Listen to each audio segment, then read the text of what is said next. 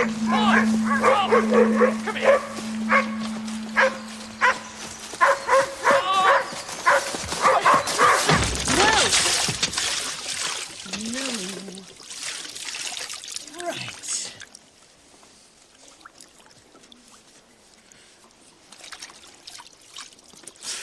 Discovered in woods beside highway to Compiègne in Picardy on the 2nd of December. Practically wild, apparently unable to speak. The height.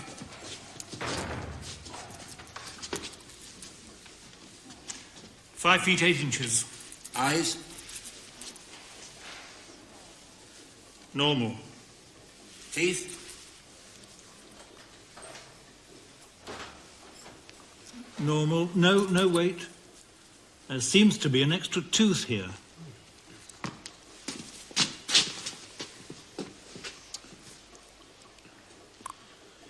Extra large canine. Right half bottom jaw. Somewhat reminiscent of an orangutan. Oh!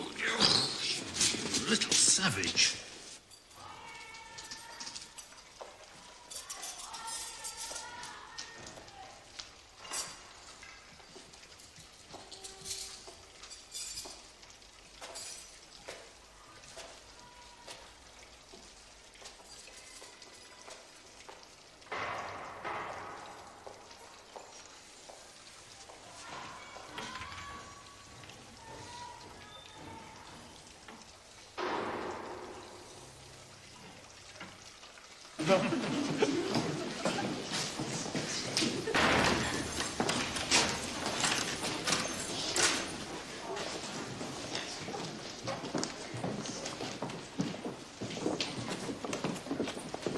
Like some of the baser species, he seems to lack a moral sense.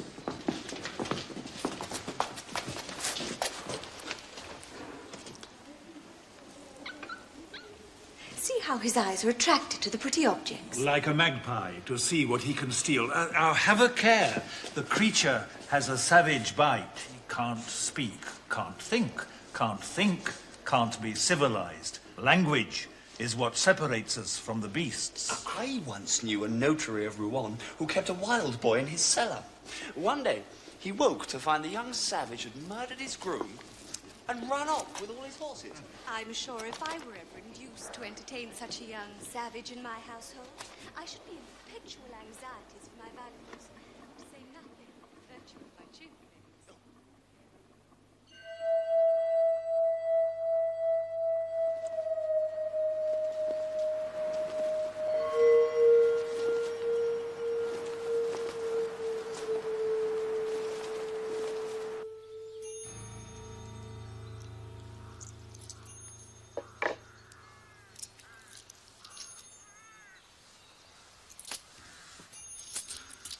I have to go.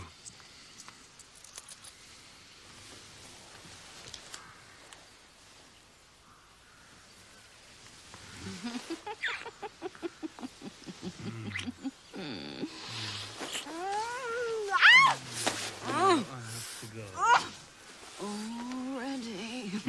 So soon.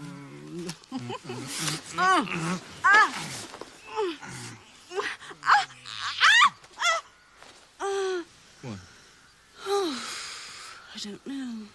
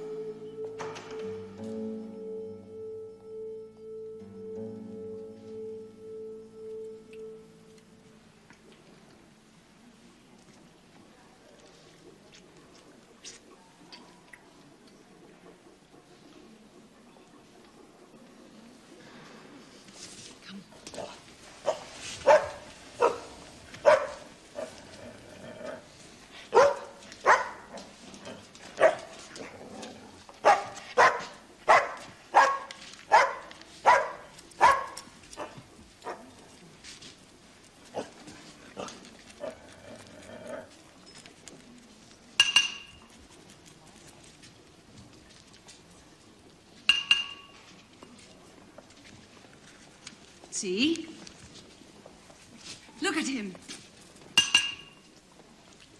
Well, if he is deaf, that's God's judgment on him. Ex auditu fidem.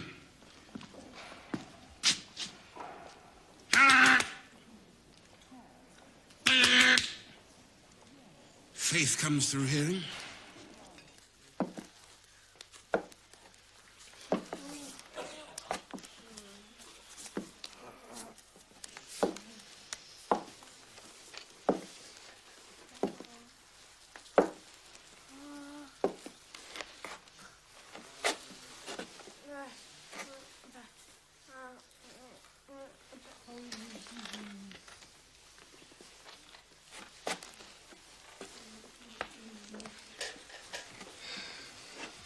What else can I do? He's in their care. Da! Da! Say it! Da! Speak, boy! Speak!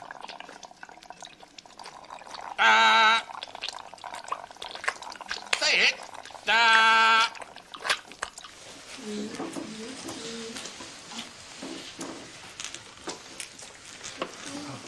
Octagon. The word's octagon.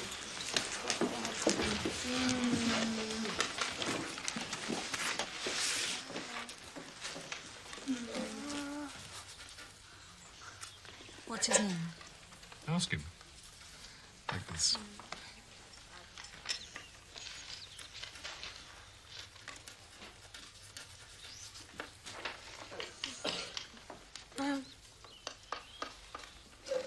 What's he saying? Sure, he says his name is Jean.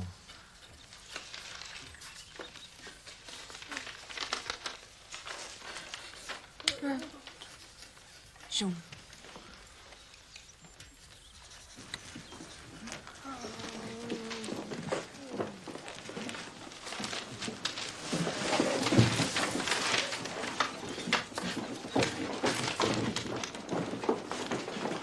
Give me a big enough school like that, it'd take all the deaf children in Paris. Nothing would please me more.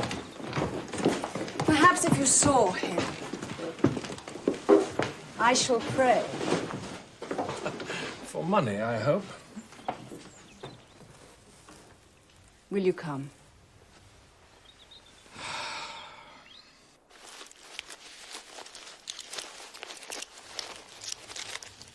Release him.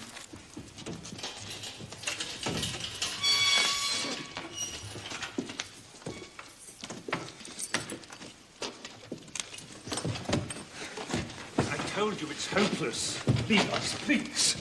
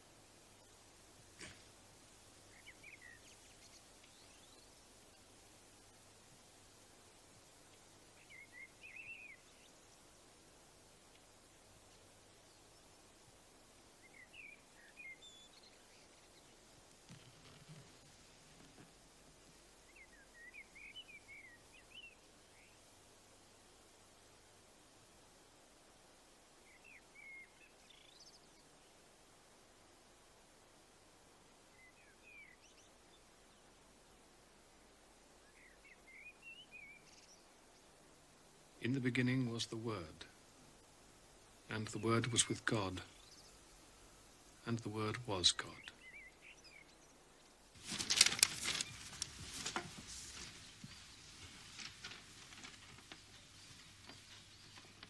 Where did you get those keys? Did my mother give them to you? A lawyer's privilege. You are very free with this family's property. Don't worry. Your secrets are safe with me. I hope so.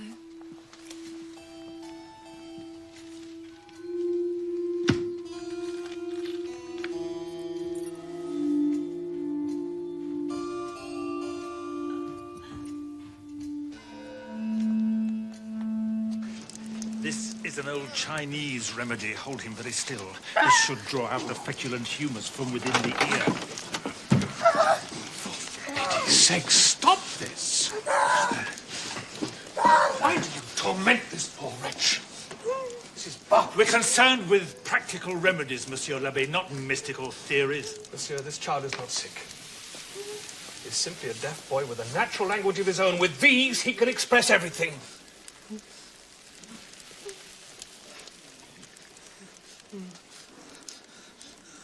Everything, monsieur.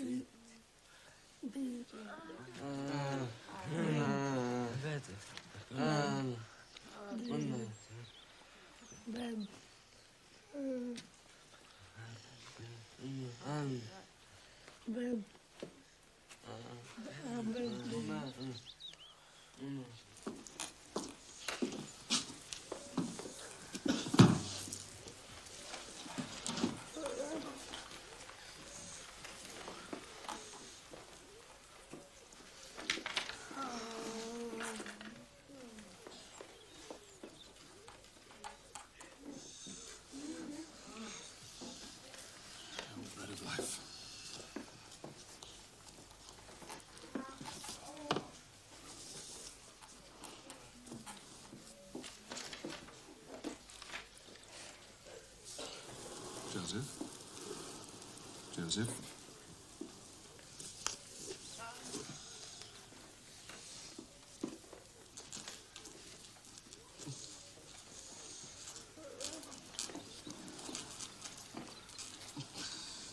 I am the...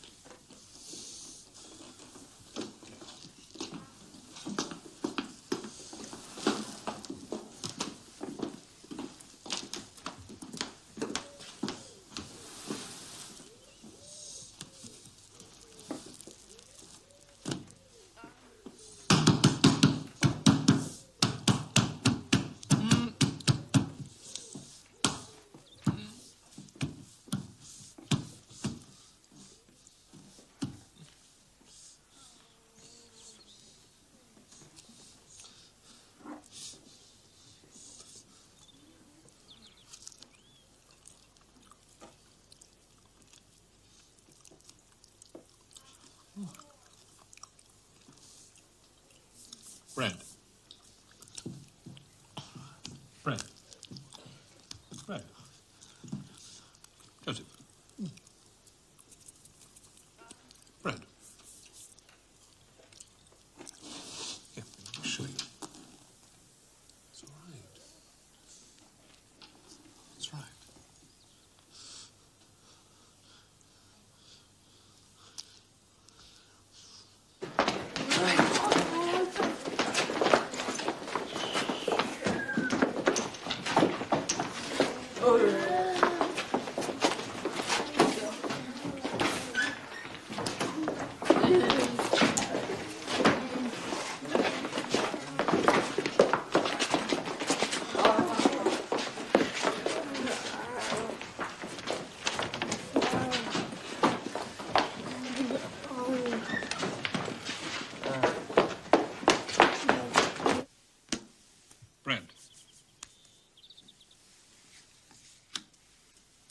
Bread.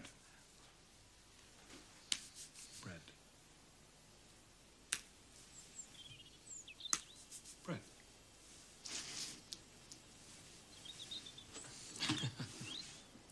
No. Bread.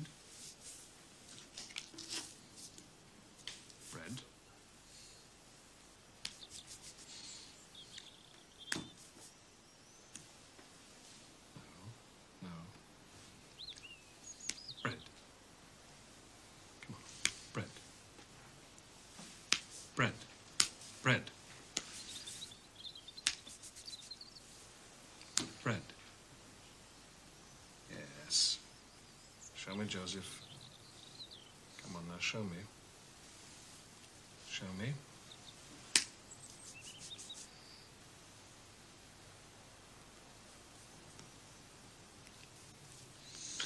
Yes. Bread.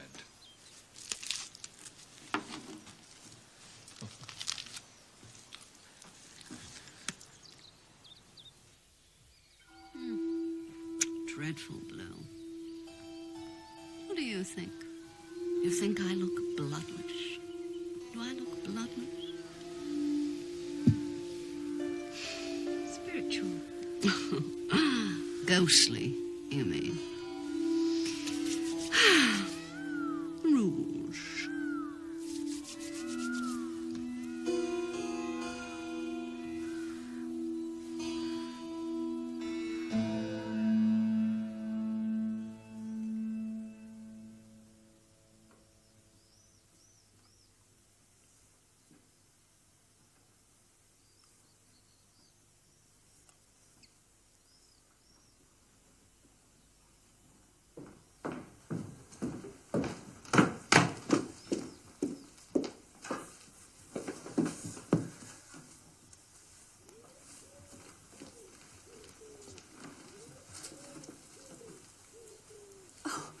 Good morning, Joseph.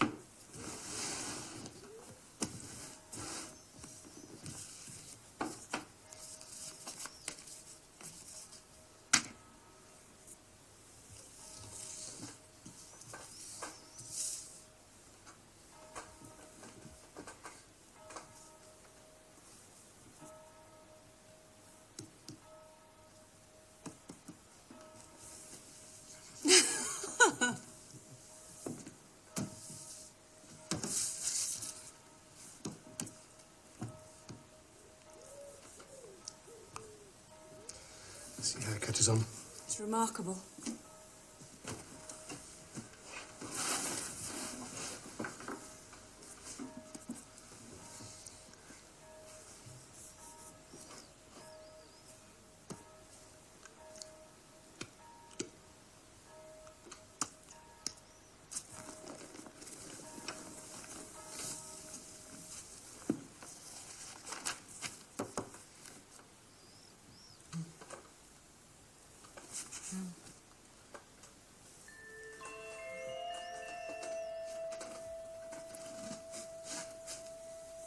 Joseph?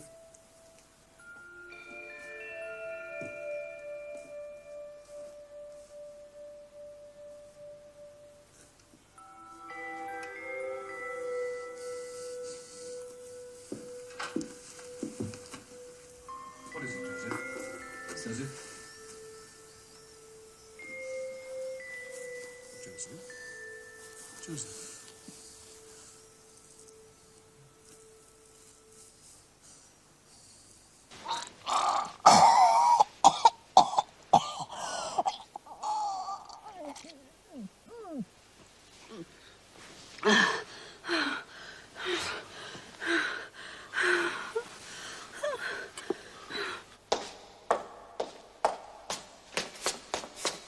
Fetch a doctor. Is it very serious? I think I better fetch the priest.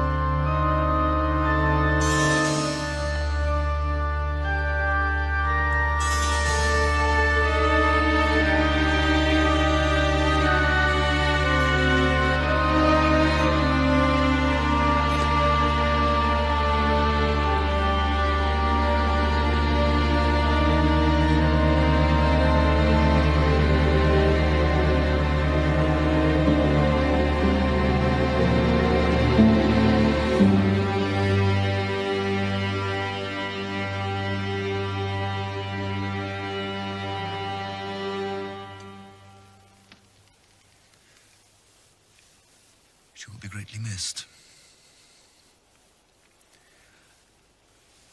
I trust, mademoiselle, that I will continue to enjoy the confidence of the family.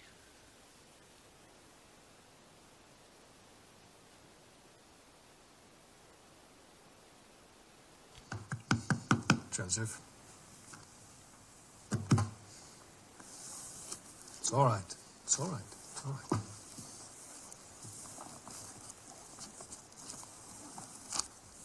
Now, you tell me about this house.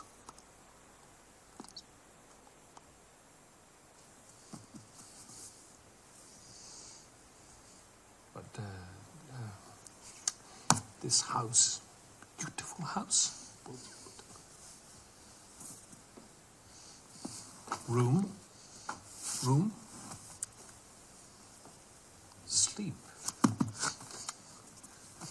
You'd like to sleep there. What? Sleep? You'd like to live there. Live there.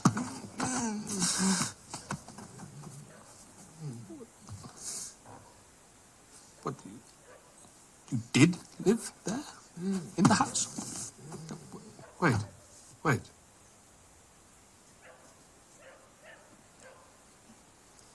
Again, come on.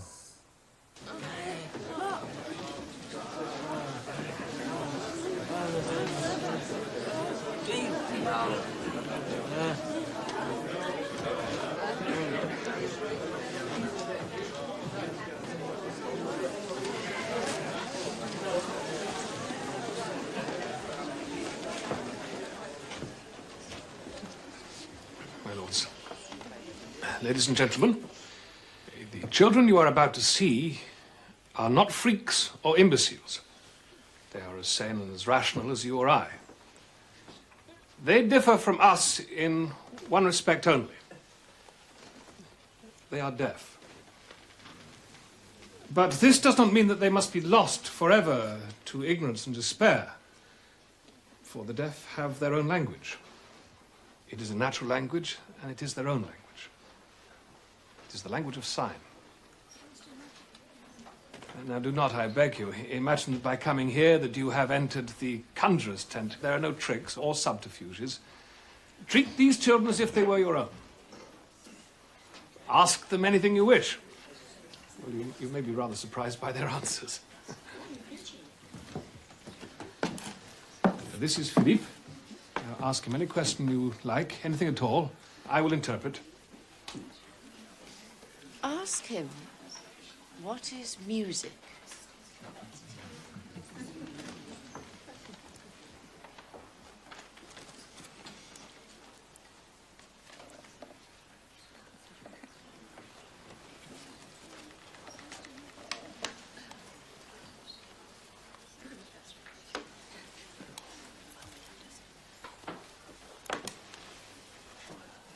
This is a hard question for a deaf person to answer.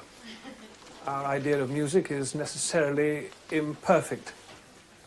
I can only say I understand it to be an agreeable sensation created by the sounds of voices and instruments.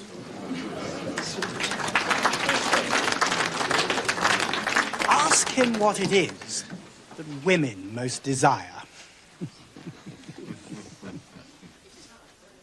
I think we might all know the sign for that one.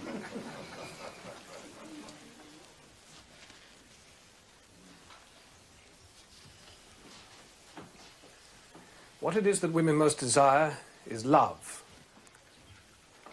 The loving care of a husband, the loving smile of the child, and the loving protection of our Lord Jesus Christ.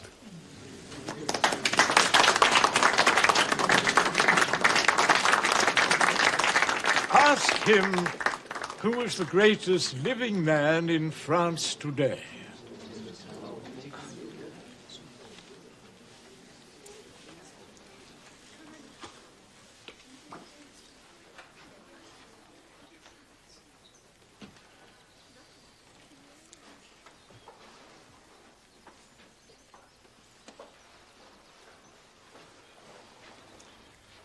Perhaps in order to show that there are no secrets, we will ask the questioner to read out the answer.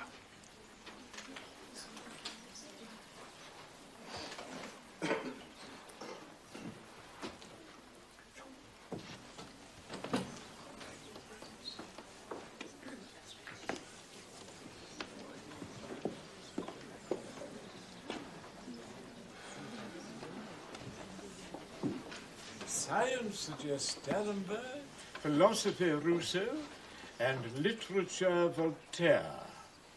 But genius and humanity proclaim the Abbé de l'Épée, and I prefer him to all the others.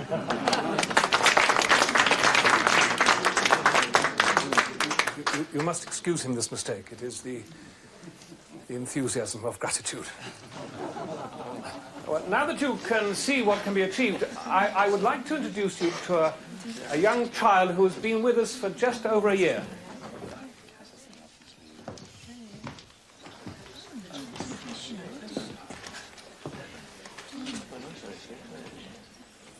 When this boy first arrived, he was little more than a savage.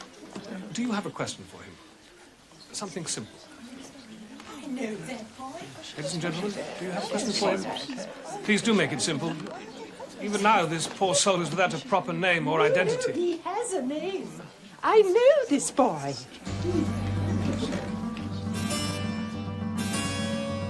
You are prepared to swear that this boy is the Count of Solar. Oh, yes. I know him well. I was friendly with his aunt. She's dead now, like his parents, all dead. Poor little soul. I often wondered what became of him. Is there anyone to your knowledge who could confirm his identity? There's his sister and his grandfather. He's still alive, I think. But whether they'd know him now. And the servants. Those eyes. It's him, all right. I'd know those eyes anywhere. What's he staring at? Sit down. Make him sit down. He's asking, why are you wearing those clothes? Joseph, sit down. It's the robes. He recognizes the robes. The boy's father was a judge. You were the young Count's nurse? Yes. Can you tell us of any distinguishing mark which might confirm his identity?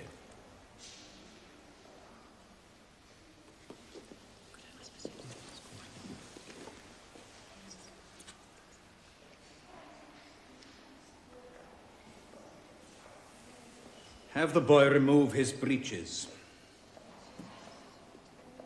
Come on.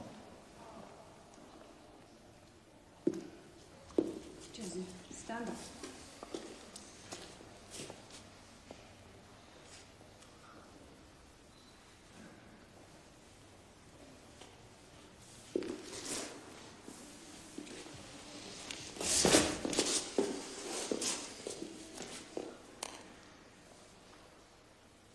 Don't be afraid.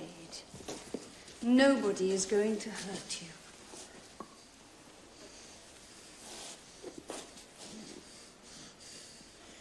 That's him, sir.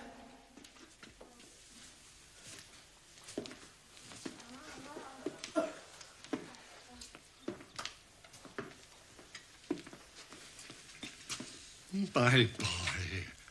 My dear boy. Come along. Joseph. My grandson. We thought he was dead. We were told he was dead. His mother told us. Died of the smallpox, you know. Near that place where the idiots go to take the waters. Much good may it do them. I never drank water in my life.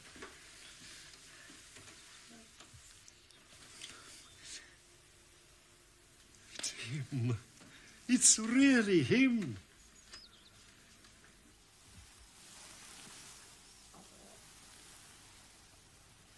Well? I don't know. You don't know? I mean, how don't you know? Do it again.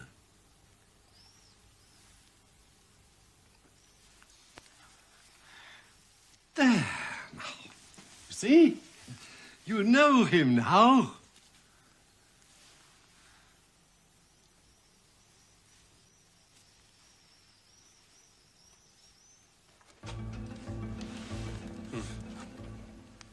The man on the horse took me away, beat me, starved me.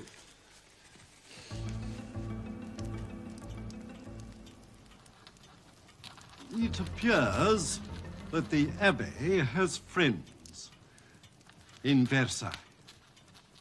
He has already applied for full recognition for my brother. In the meantime, I beg you to say,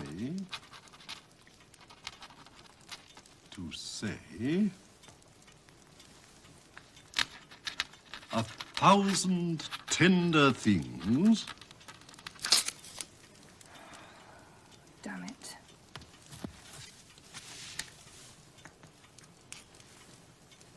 What? A thousand tender things to my dear little brother.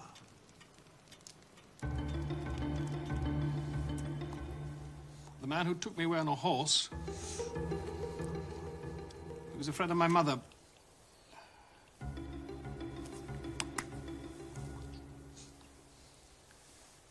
He was a close friend of my mother.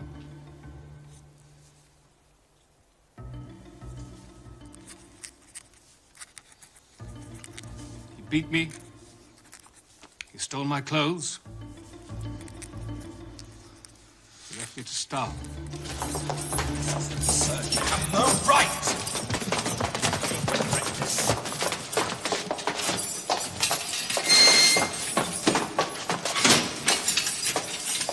The boy's dead! I saw him buried.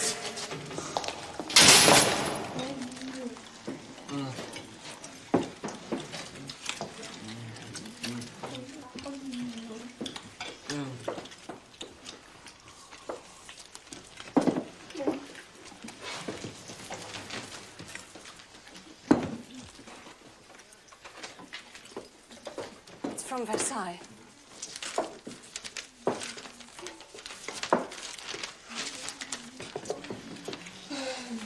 It's all right. Everything's all right. Good news. Good news. The claim has been accepted. Joseph is the Count of Solar.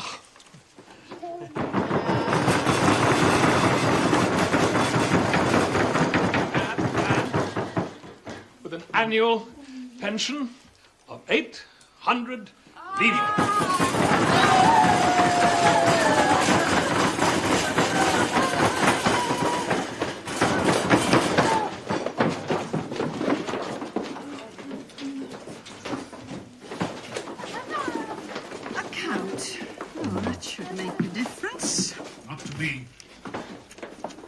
They're all special.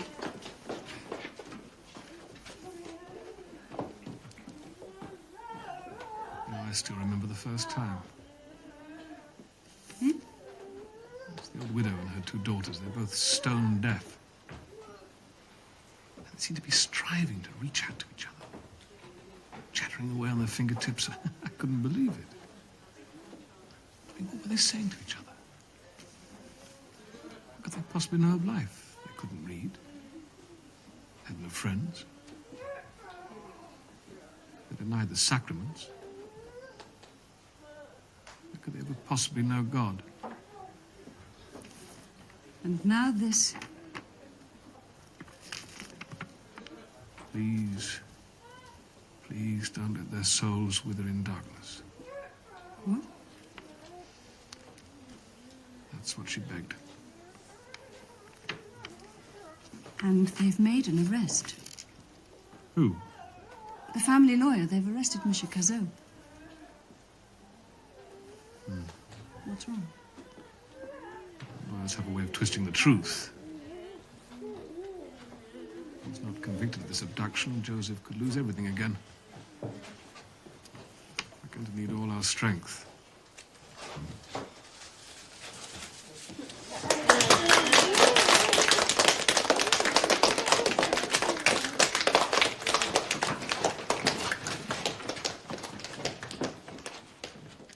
I didn't come for flattery. Well, at least you're here.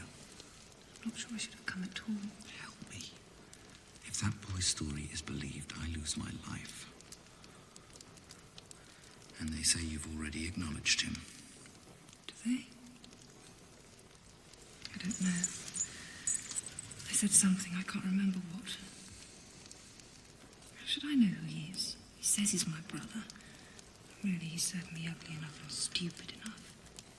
Everybody seems to think I should know. Quite candidly, I doubt if I could pick my brother out among a tribe of blackamoors. What is it you want? Anything. A promise.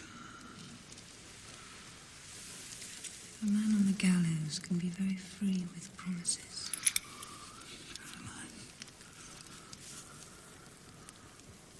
You know what you have to say. Are you offering me your legal opinion? I know what I have to say. I have to tell the truth.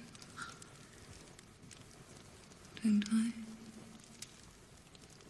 You have been summoned to this court to present evidence. Do you swear that that evidence will be the truth and nothing but the truth?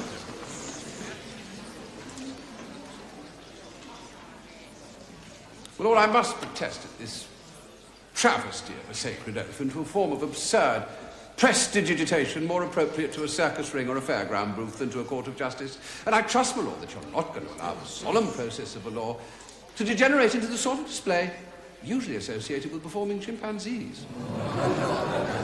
My lord, as Mr. de Coudray knows, it has been agreed that this witness shall be allowed to give his testimony in sign language. Already denied speech by nature, surely Mr. de Coudray does not intend to deny him justice. Quite so, Monsieur l'Abbé.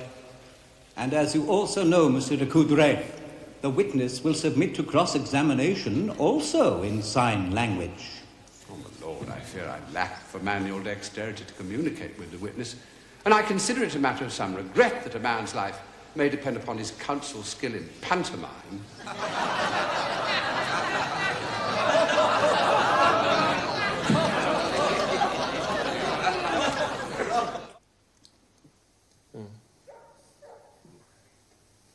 The rooms, what were they like?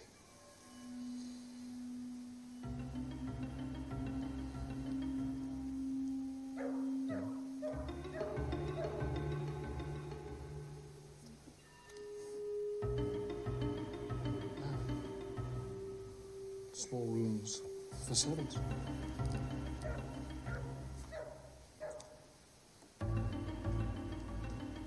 Tiny rooms, huh? Describe to me the grounds. What were they like? There was a park with a garden and a gardener to look after it.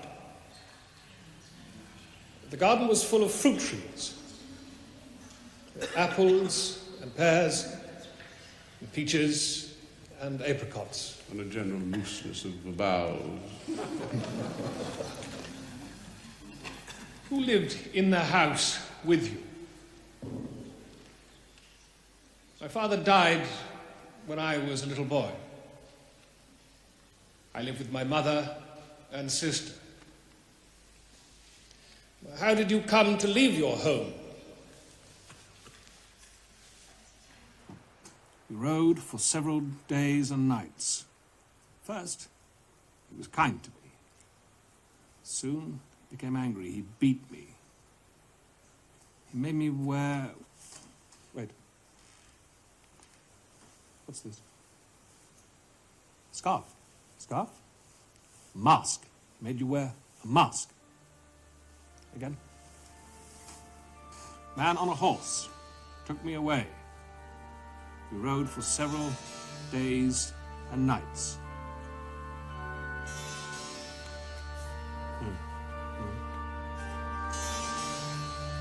If we came to an inn, he would lock me up in a tiny room with just a little water to drink. After a few days, we came to a sort of wilderness. It was very cold, and the ground was wet, like a marsh. He stole my clothes and he left me there. My body was covered in bruises. He left me there to starve. Have you seen that man again? Never, until today. But do you see him now?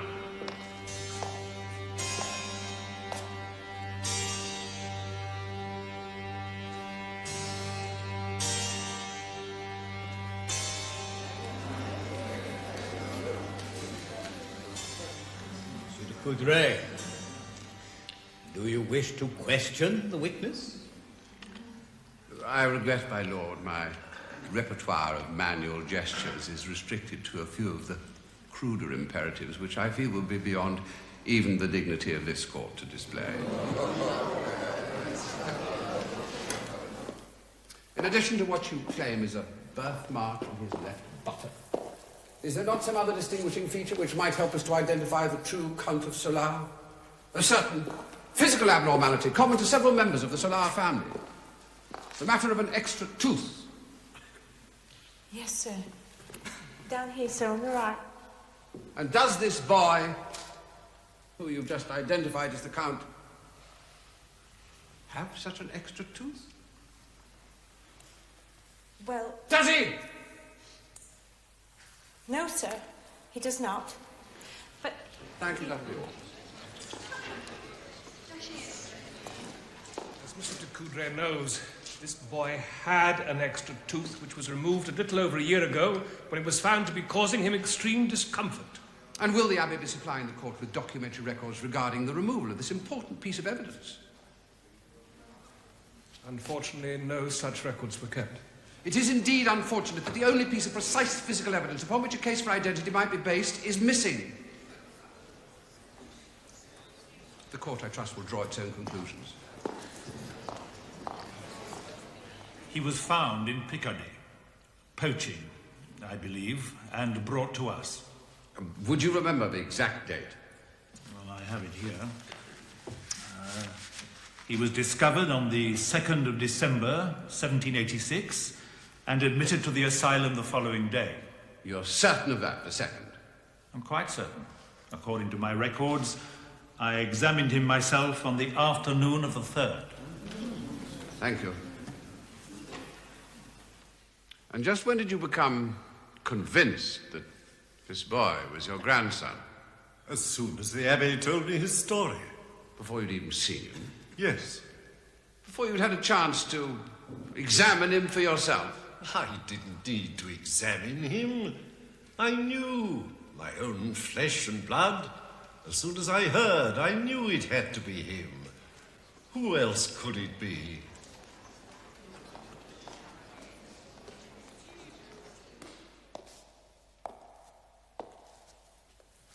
Mademoiselle de Solar?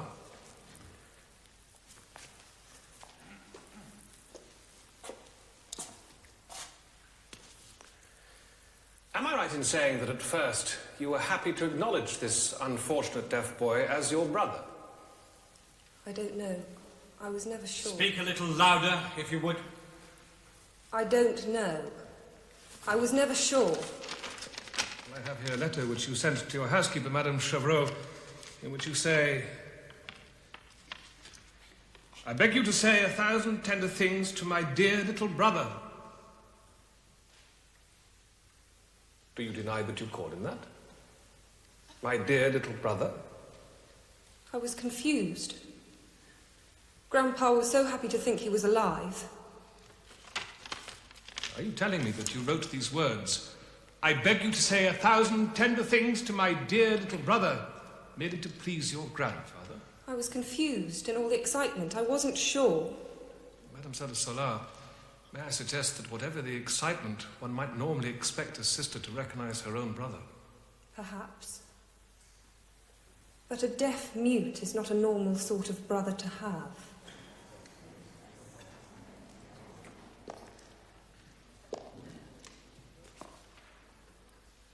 Mademoiselle de Solar. I ask you as a Christian to look into your soul. And tell me what in your heart you know to be the truth. That this is your brother. No, he isn't. He is not my brother. My brother is dead.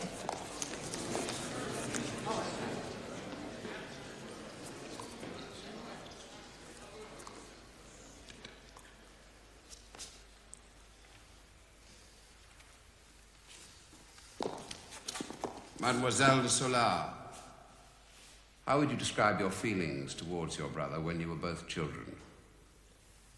He made me feel terribly helpless. There seemed to be nothing I could do for him. And when you heard that he'd died at Schiller, what did you feel then? Relief. In some ways, I felt it was the best thing that could happen. What kind of life could he ever have? What kind of future was there for him? And when this deaf-mute boy appeared, claiming to be your brother? At first I was glad, naturally. But then I had doubts.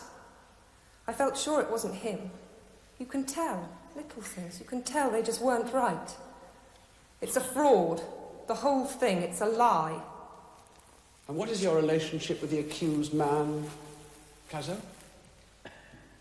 He has been our family lawyer for some years, sir, and serves me as a confidential clerk. Nothing more. Nothing more. Mademoiselle de Solar, this boy who stands before you in court today, is he your brother? No, sir. He is not.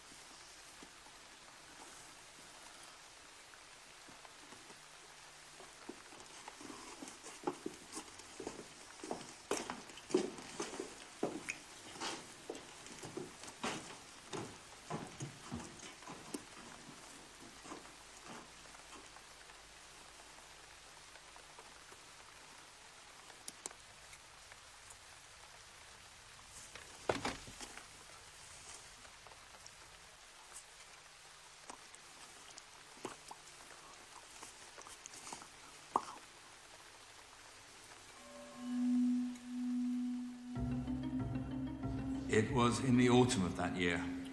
I was planning to accompany my mother to take the spa waters at Bagnères, and the Countess asked if I would kindly take her son as well. I had been her legal advisor for a number of years, and I knew the boy well. He was a deaf mute, and she had been desperate to find a cure for him, so naturally I agreed. We left Lewes on the 4th of December and spent a fortnight at Bagnères taking the water every day, and then went to my mother's house at Charlin. But unknown to us, there had been a smallpox outbreak in the area, and the boy became infected. Everything possible was done to save him. I myself sat by his bedside day and night at great risk to my own health. But it was all useless. His condition just got worse and worse, and eventually he died. He was buried in our family tomb at Charlin. I can provide firm and positive proof of all these facts. The Count of Solar is dead. The boy who stands before you now is an impostor. I've only one question to ask you, Monsieur Cazot. You are, I take it, absolutely certain about the dates on which you left Toulouse. It was, I think you said, the 4th of December. Now, you're sure of that? The 4th?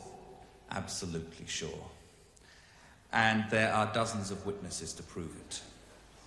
Thank you, Mr. Cazot. Well, you will forgive me if I seem to struggle with some small legal points in your testimony, which to you, no doubt, will seem obvious and clear. Of course, as a lawyer, you will be familiar with the proper form of legal documents, such thing as deeds and wills and the like. Yes, sir. Yes. You have there the parish burial record, which refers to a person who was allegedly buried in the cemetery at Charlin. Now, I ask you, as a lawyer, does that entry seem to conform with the proper requirements of such a document? I can... You see, there are no names. No Christian name, no family name. No dates. No signatures of any witnesses. Now, I ask you, sir, as a lawyer, what value do you think we should attach to such a document? I can explain all this. The child was a stranger in the area. No one but myself knew his name, his age, or anything. And, well, I was too ill at the time. All this was obviously added later. Later? I suppose you mean that scrawl at the bottom, which I must confess I find practically indecipherable. Or perhaps the Abbey would like it translated into sign language. A child aged about 10 or 11 years, who was dumb and who was called the Count of Solar. I'm indebted to you, sir. Who do you think added these convenient words to the document? That I don't know. Well, yet you've already told us that you were the only person who could provide details of his identity.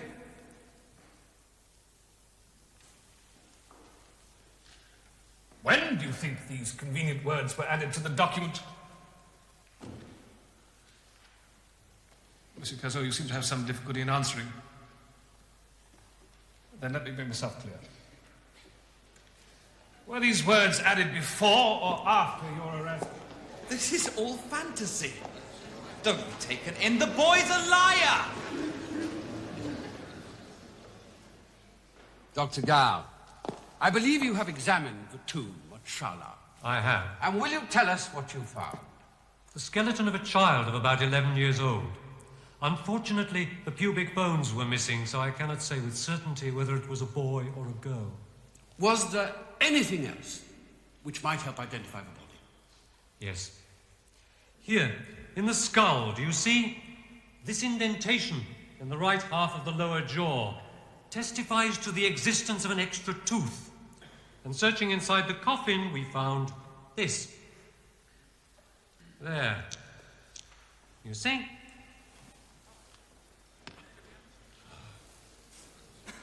The extra tooth of the Count of Solar.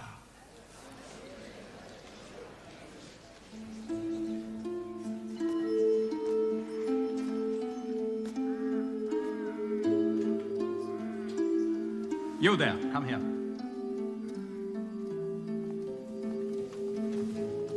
Is this the boy? Is this the Count of Solar? My lord.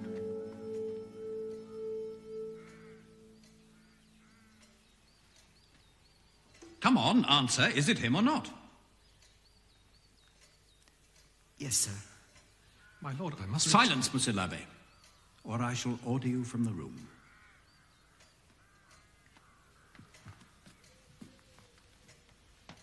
Now, you are sure? Yes, sir. And you, what do you say? Is this the Count?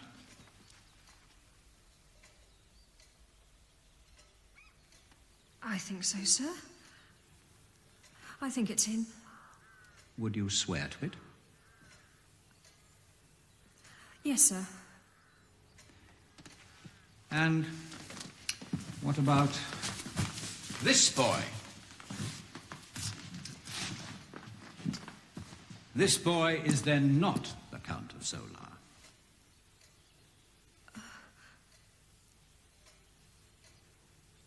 No, sir.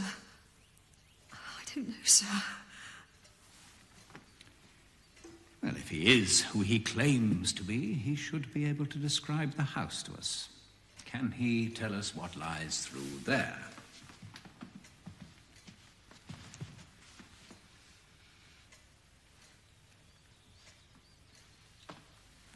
Through those doors, he says, are the kitchens.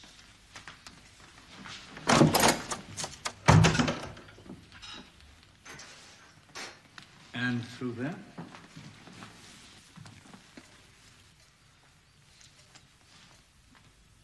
That's the drawing room. And behind those doors?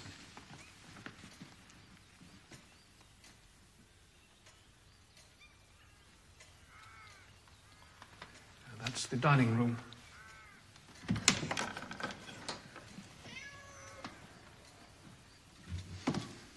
And does the cat claim to have a title too?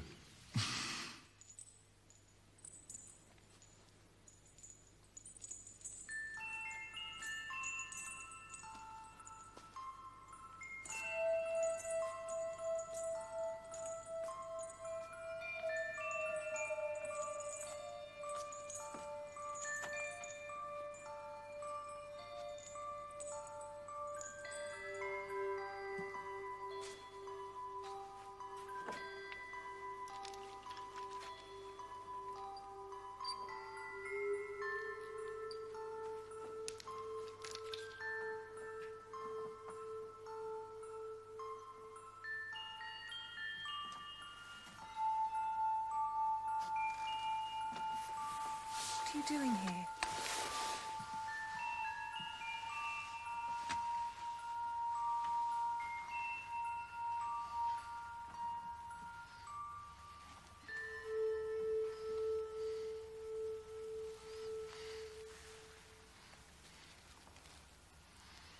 You shouldn't be here.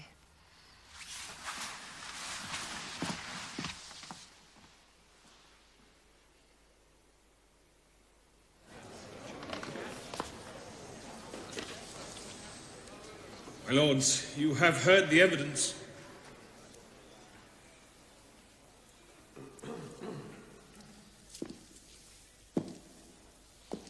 You know, this case is not about teeth or dates, or even a disputed title.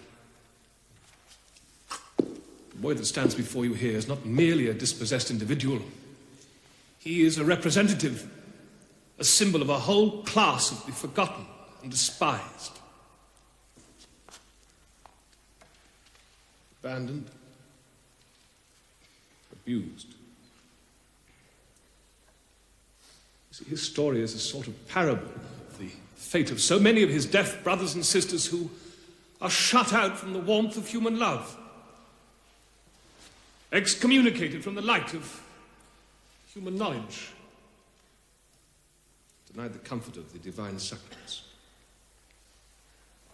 They are truly the dispossessed. The moral truth of this case shines out as clear as our Lord's commandment to suffer the little children to come unto him. I ask you to suffer this child to come into his birthright. For by upholding his claim, you will not only right a monstrous evil, but you will hold up the light of hope to so many of his deaf brothers and sisters who suffer the torments of brutality and neglect.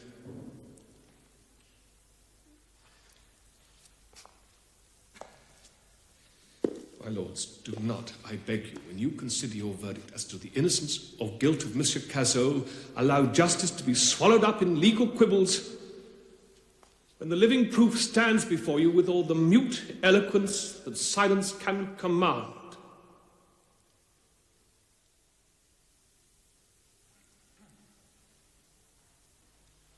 It is in your gift to make that silence speak.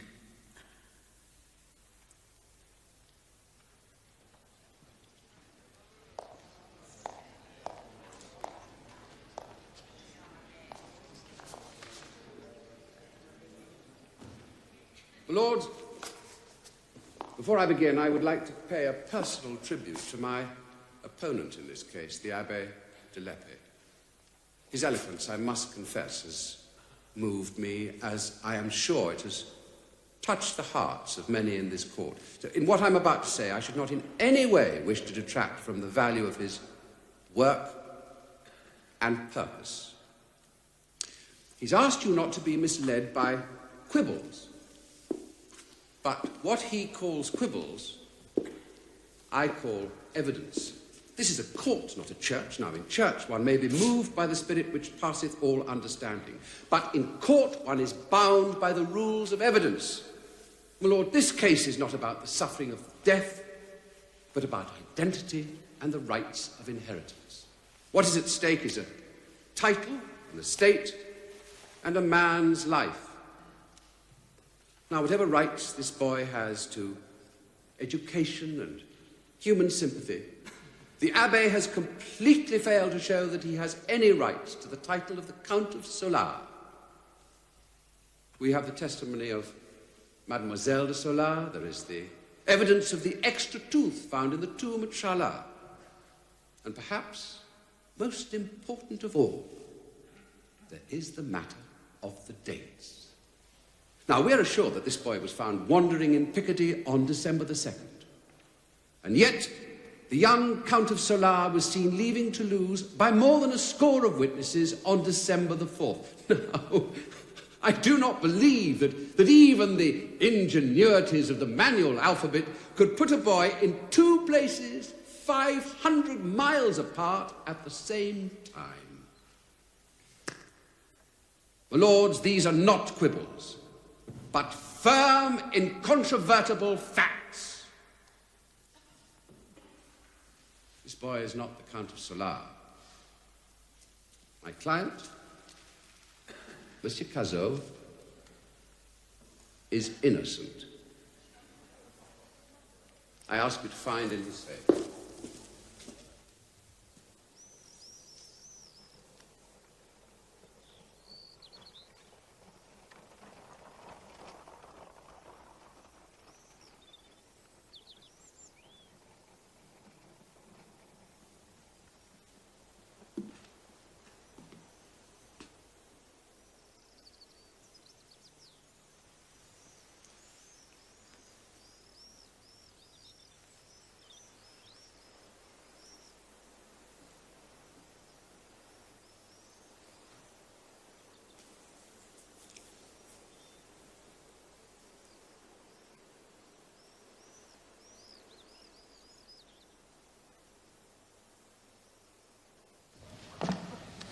We have reviewed all the evidence and submissions in the case and have arrived at our verdict as follows. With respect to the deaf-mute boy known as Joseph, we uphold that he is the true Count of Solar, and we hereby forbid all others to interfere with his titles or estates in any manner or degree.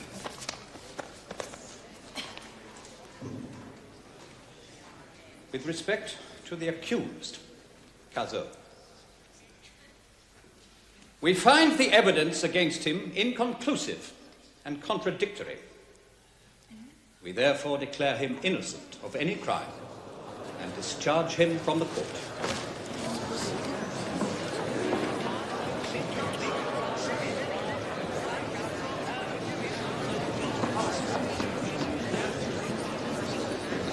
Well, I suppose half a verdict is better than none. It doesn't make any sense. At least you're out of prison. Yes, but not out of suspicion. It's not enough. If you think I am going to give in to all that hand-waving, I'll fight it.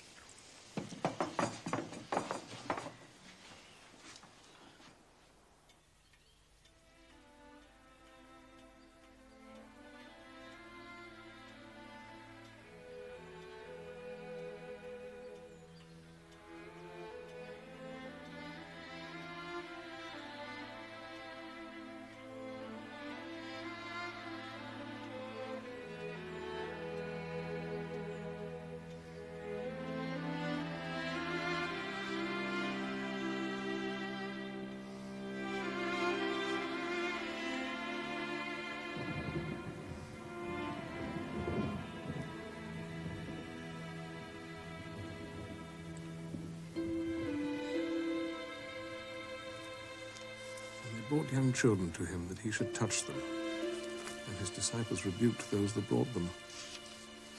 But when Jesus saw it, he was much displeased and said unto them, Suffer the little children to come unto me, and forbid them not, for of such is the kingdom of God.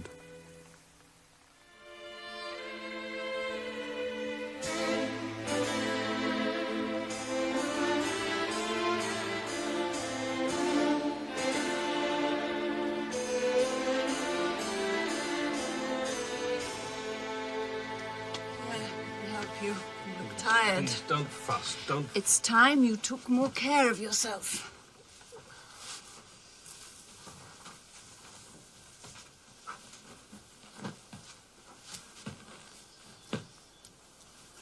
You know he's planning to marry the girl.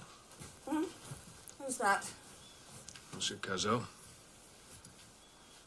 Never gives up, does he? Started with his lawyer, these months and months and months. Intends marrying the Solar girl. And that he thinks it will help with his appeal.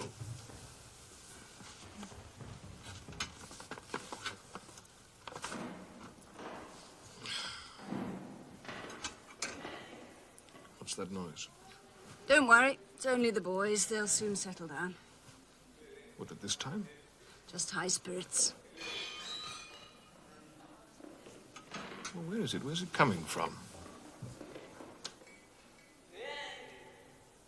Joseph? That's Joseph.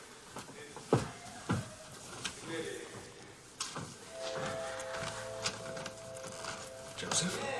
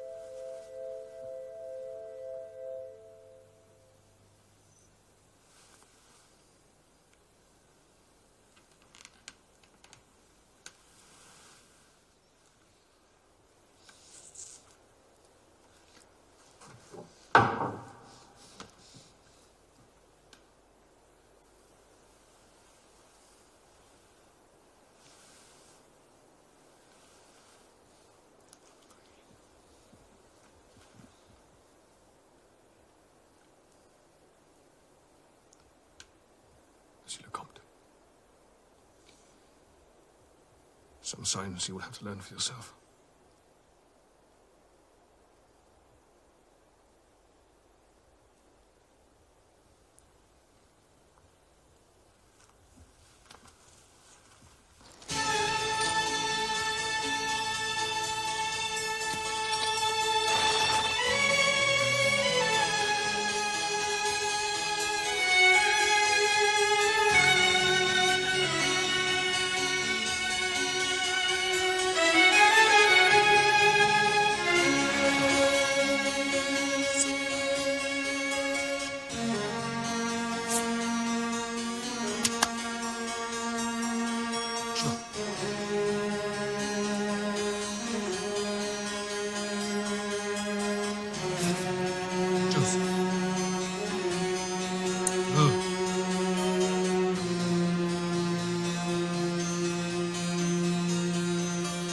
Very good, very good.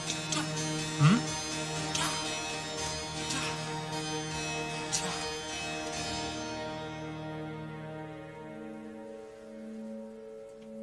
I will lift up mine eyes unto the hills, from whence cometh my help. My help cometh even from the Lord, who hath made heaven and earth. He will not suffer thy foot to be moved, and he that keepeth thee will not sleep. Behold, he that keepeth Israel shall neither slumber nor sleep. The Lord himself is thy keeper. The Lord is thy defence upon thy right hand, so that the sun shall not burn thee by day, neither the moon by night. The Lord shall preserve thee from all evil. Yea, it is even.